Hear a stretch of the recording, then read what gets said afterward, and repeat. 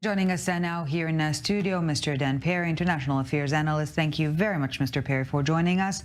Well, as mentioned at the opening of this broadcast, Qatari proposal, an Egyptian proposal. We don't know much, but from what we do know, what do you make of it? I make that it's incredibly important because I doubt Qatar would have proposed this if it wasn't really a Hamas proposal. The idea of an exile of the Hamas leadership is an accelerator to the end of the war, because otherwise they will try to hang on for as long as it takes for the world to gang up on Israel, basically, because of the destruction in Gaza. And if Israel ever does find Sinwar and go after him, doubtless he'll be surrounded by Israeli hostages, and that promises to be a bloodbath. So I've been saying for weeks that an exile of Sinwar and his fellow barbarians probably is the best thing as part of a deal. Now, the Israeli cabinet will reject this because if the reports are true, the deal does not include Hamas being removed from power. So the sides will have to eventually accept two things they currently don't. Hamas will have to accept demilitarization of Gaza and a restoration of the PA. Israel will have to accept that very same thing, a restoration of the PA, rejuvenated, improved, re-democratized, but the PA and the government's insistence so far that is not the end game, I believe, is foolish and indifferent to the facts. And the facts are that Israel has no better option. Not an eternal occupation, not an Arab force that they've done nothing to try to create, not a multinational force that's not going to happen in a year of election in the U.S. So if indeed Hamas accepts the principle of an exile for its leadership, who can live to die another day, then that is a very important element in what might be the emergence of a way out. But speaking to that point exactly, U.S. Secretary of State Blinken, I'm talking about two of the elements that you've just mentioned. First, the willingness and/or ability of the PA to reform, according to Blinken. He understands from Abbas that he is willing to reform, ability not so sure. And when we're talking about Saudi Arabia, Blinken seemingly made it clear to the Israelis that those notions of normalization, far-fetched, impossible unless we will see a solution that includes a Palestinian Authority.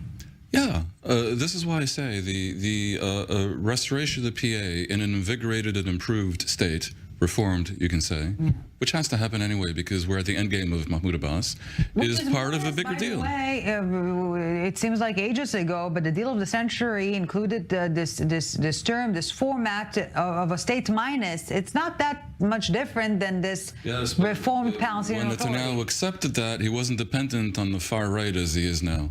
And it was a different context. Yes. Look, that Netanyahu and the government are so indifferent to the political needs of Joe Biden, who has suffered enormously politically for his support of Israel in the past 3 months, for his firm and steadfast support, and thumb their nose at an offer that is actually way out for Israel, is genuinely reckless. A cynic might actually conclude that Netanyahu wants to harm Biden and help bring Trump back to power. A cynic might also conclude that Netanyahu wants to continue the conflict for as long as he can, because I think it's understood that the end of the conflict will probably bring the end of his calamitous term in office. But of course, it's a fine line between a cynic and a realist. Yes, and we are not the first. Perhaps the latter.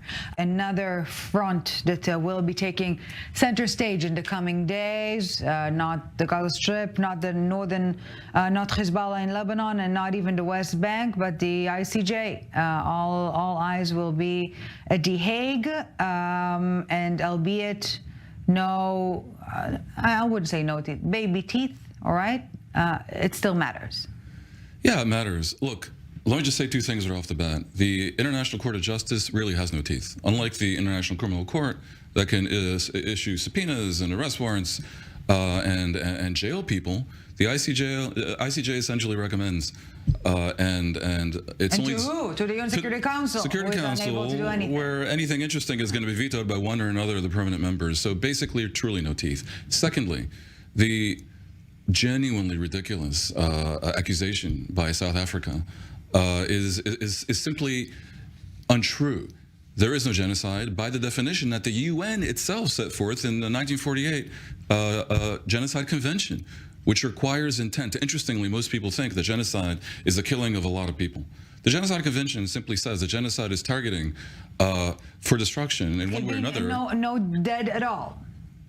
Absolutely. The Genocide Convention says that it is the intention to destroy in whole or in part. Could be one person, members like of a group. October 7th and by the way, the destruction doesn't have to be killing. It can be the prevention of births. Okay?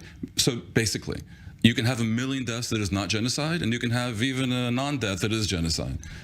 Israel is not guilty of genocide in the Gaza Strip, and all the judges know it, because it is not trying to kill the Gazan civilians, it is trying to achieve other ends. And yet, and by the way, the Hamas massacre in Israel was absolutely genocide. Yeah. So Israel can make that point on Friday. And yet, Israel is forced to even hold this conversation or this debate addressing genocidal claims.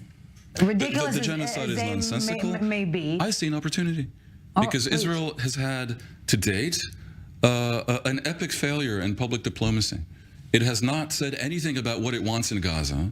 I mean, we kind of know because it mentioned the goals, but on the world stage, it doesn't present an endgame that makes any sense to anyone. And the result has been truly a catastrophe in global public opinion. In the U.S., our support is down.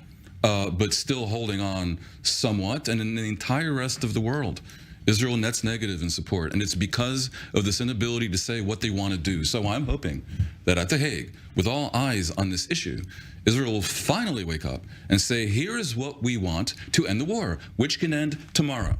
The war can end right now if Hamas surrenders, its leadership agrees to leave, the hostages are handed over, and we prepare the PA to be restored to power in Gaza. And by the way, we'd like peace with Saudi Arabia. If they say this, almost no plausible person on earth will disagree that this is a good way to end the war immediately. And that puts the pressure and the onus back on Hamas and her supporters in Qatar, and, of course, the nuclear threshold state Iran.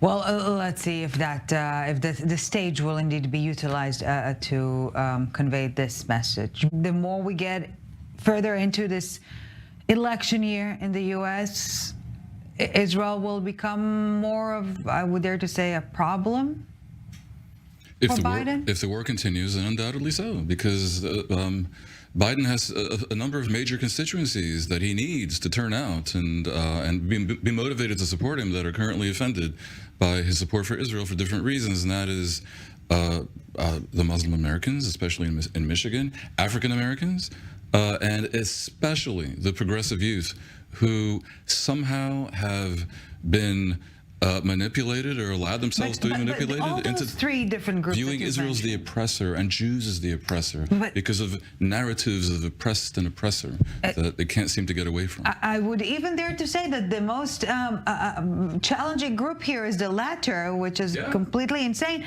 But those first two groups that you've mentioned, Muslim Americans and African Americans, how come there seems to be an inability to make clear that what happened is against the common values of any member of the Democratic Party? Earlier in this broadcast, I accused the government of Israel and Israel's partisans in general of an epic failure of public diplomacy and of messaging. There's no doubt about it. They have sufficed with prosecuting this war and not really worried so much about public opinion. Too quickly does Israel just assume that everything is anti-Semitism. A lot of it is stupidity, which can not really be fixed, but most of it, I think, is ignorance. Ignorance. And, you know, we're in an era in the world where everything is a horse race and numbers are everything and who's ahead and who's behind. And people look at the numbers and they say, well, Israel killed 20 times more people than were killed on October 7th, and in this way, the victim is misidentified as the oppressor by these progressive simpletons. And this needs to be fought back with the same energy that Israel is taking to the war itself, and it hasn't been happening. Hasn't been happening, and Dan, in the short time we have left, we do need to address Blinken's visit here. As we often do, we focus on the how, not necessarily the what. And it seems that this time the tunes were different. Maybe the lyrics were the same, but the music was a bit different. I think so. I mean, Blinken risks looking ridiculous a little bit like John Kerry did a few years ago with this endless and futile diplomacy around the region. It leads nowhere. But this has to lead somewhere. The disaster is simply too great, and I think there are the contours of a plan.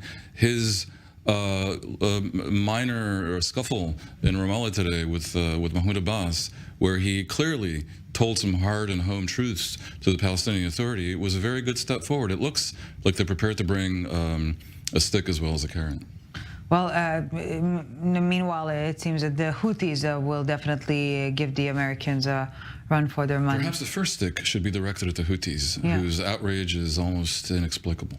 Yes, especially in the aftermath of this major attack. It seems that the Houthis, but rather Iran, pushing the U.S., Britain to the corner when it comes to reaction or lack thereof at this point in time. Mr. Dan Perry, thank you so very much for joining us for this